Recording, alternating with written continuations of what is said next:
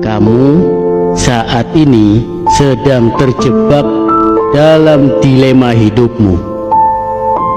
Mulutmu memang bungkam, diam tak bersuara, namun di kepalamu berisik, seperti ada dua koloni lebah sedang berantem. Fisikmu memang aman, tapi mentalmu sedang nyungsep. Jika bukan karena sayangnya Allah, mungkin kamu sudah sinting. Dalam senyum pahit menahan tangismu, kamu hanya bisa bilang, ya udahlah, mau gimana lagi. Dunia menuntutmu untuk berdamai dengan keadaan, sedangkan keadaan membunuhmu secara perlahan-lahan. Dalam lelahmu, hatimu berbisik, ya Allah, jangan hukum aku dengan kehilangan lagi, sebab sudah banyak yang hilang dalam hidupku. Jika kamu sanggup menumpahkan air mata dalam kesendirianmu, dan kamu tak ingin seorang pun mengetahuinya, sesungguhnya kamu adalah orang yang tangguh, kamu adalah orang yang kuat. Tak sembarangan manusia diberikan kesanggupan sepertimu. Kalau dalam dunia persilatan, kamu tergolong pendekar sakti mandraguna. Dalam tangis sunyimu itu, semestinya kamu bilang begini ke Allah, ya Allah, atur saja bagaimana baiknya, namun kuatkan aku dalam proses apapun, dan tanamkan keikhlasan dalam hatiku jika keinginanku tak sejalan dengan rencanamu. Tanamkan juga dalam dirimu, kalau sekedar dihargai atau tidak, semestinya itu bukan hal yang penting bagimu. Yang penting kamu sudah berusaha maksimal semampumu, sekuatmu, dan tujuanmu adalah lillahi ta'ala. Selebihnya kamu tak perlu peduli. Apapun komentar orang gak ngaruh, gak ngefek pada kehidupanmu. Palingan juga mereka sirik, ngiri. Padahal daripada ngiri, kan mendingan nganan. Jika yang ada di depan membuatmu ngeri, yang ada di belakang membuatmu terluka, maka lihatlah ke atas. Allah tak pernah gagal dalam menolong hambanya. Bahkan Allah gembira. Kalau Allah gembira, kamu bukan diberikan kesenangan-kesenangan, tapi justru diberikan ujian agar kamu lebih mendekat padanya. Intinya, kamu harus punya karakter tahan banting. Jangan sampai kalah sama tikus. Iya, tikus. Tikus-tikus itu pernah diuji coba oleh Dr. Kurt Richter dari Harvard University.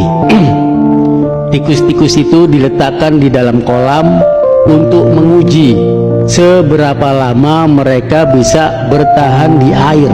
Rata-rata karena kelelahan mereka akan tenggelam setelah 15 menit. Tapi disinilah keajaiban terjadi. Sebelum semua tikusnya tenggelam, para peneliti turun tangan. Mereka mengeluarkan tikus-tikus itu dari air, mengeringkan mereka, lalu membiarkan tikus-tikus itu beristirahat selama beberapa menit.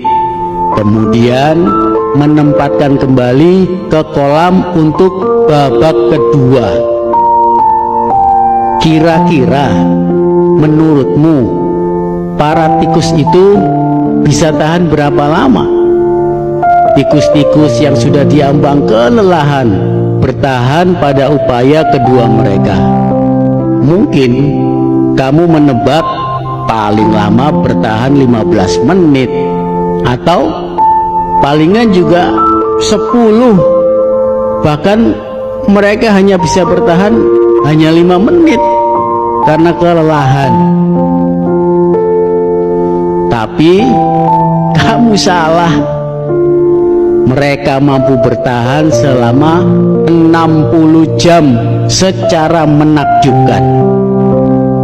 Ya, kamu nggak salah dengar, 60 jam atau kurang lebih 2,5 hari nonstop bertahan berenang. Makhluk kecil itu memaksa tubuh mereka jauh melampaui batas yang mereka rasakan, karena mereka yakin pada akhirnya mereka akan diselamatkan. Mereka punya alasan untuk tetap terus berenang.